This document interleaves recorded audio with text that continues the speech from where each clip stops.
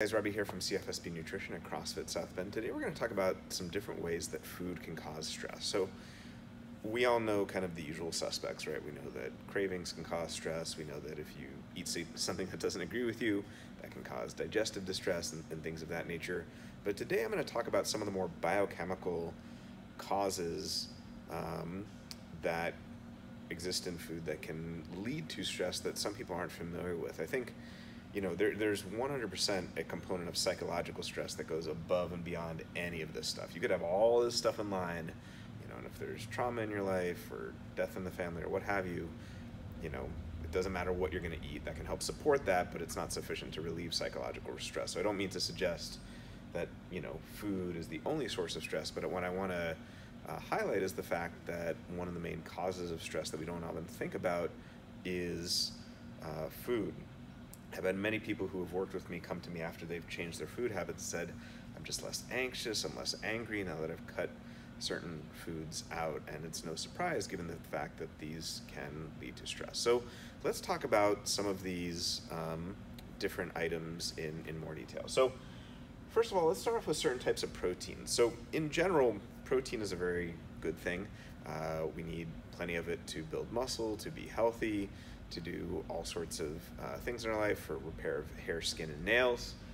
But there are a number of different types of proteins in food that don't just cause allergic reactions, but can cause certain food sensitivities and chronic and systemic inflammation.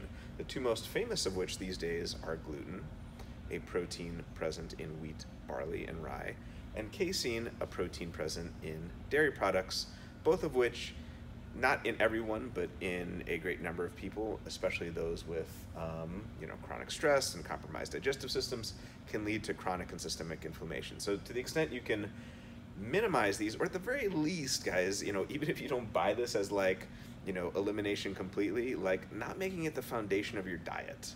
Do you know what I'm saying? Maybe you say, well, I can still include bread and milk. Okay, have at it, see how you feel. But at the same time, this doesn't need to make up 75% of the food you're eating.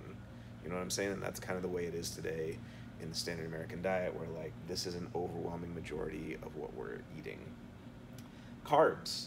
Lots of different ways that carbs can contribute to stress, mainly through blood sugar dysregulation.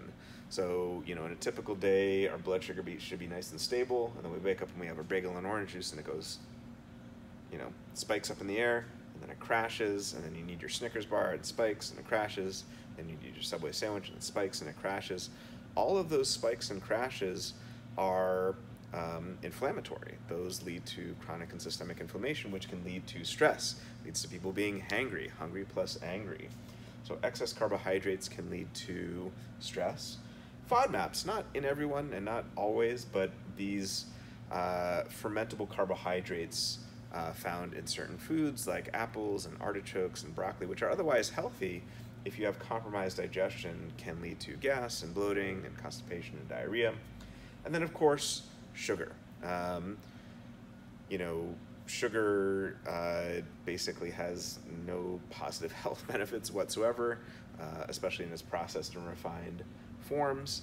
And, carbs are not the same as sugar. So you can get plenty of carbs from things like white potatoes, or white rice without getting much in the way of sugar. Fats. So, people think saturated fat is the devil and the demon, when in reality, probably one of the most significant contributors to our overall ill health today is the imbalance between omega-3 fats and omega-6 fats, both of which are polyunsaturated fats, the so-called healthy fats.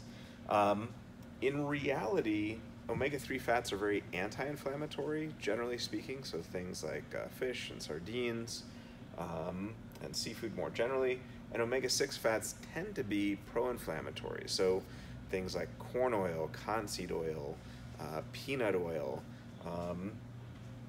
things of that nature are highly, highly inflammatory in the body, and they can be a major source of stress. And one of the main issues today is that all processed foods, all restaurant foods are made with these cheap industrial seed oils, and that leads to chronic and systemic inflammation in the body. Micronutrients.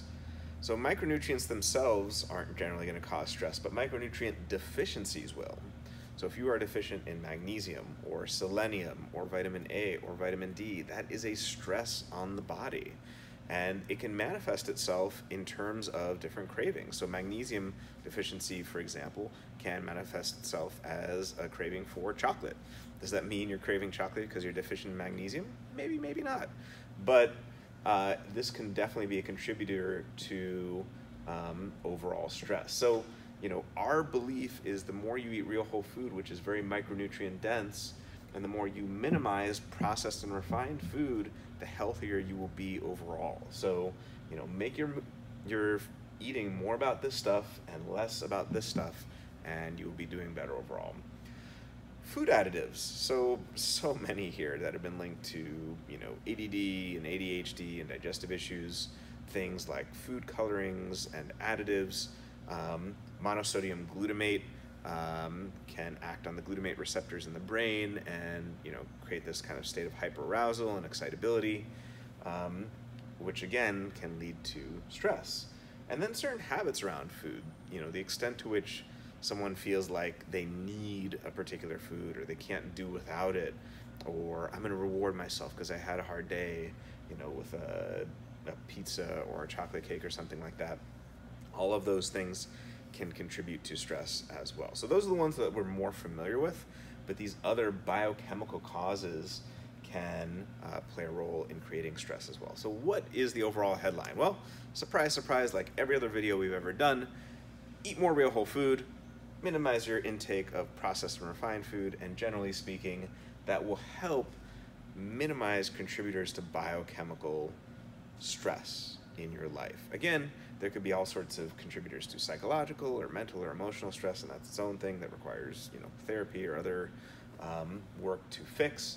But from a biochemical stress perspective that can then lead to psychological stress potentially, minimizing your processed and refined food in favor of real whole food will do a lot to help you feel less stressed. All right, guys, thanks so much for tuning in. We'll see you next time.